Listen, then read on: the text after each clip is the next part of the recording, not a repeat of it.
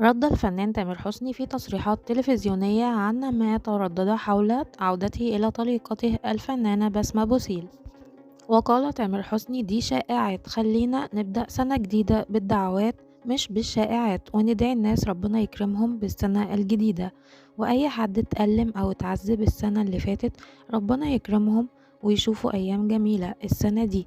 يا رب السنة دي ما تبقاش فيها أي عذاب، تحديدا كل البلاد العربية، يا رب ما تشوفش أحزان تاني. وكان آخر أعمال الفنان تامر حسني هو فيلم تاج، والذي عُرض في السينمات خلال الفترة الماضية، وتدور أحداث فيلم تاج في إطار كوميدي حول تيمة البطل الخارق.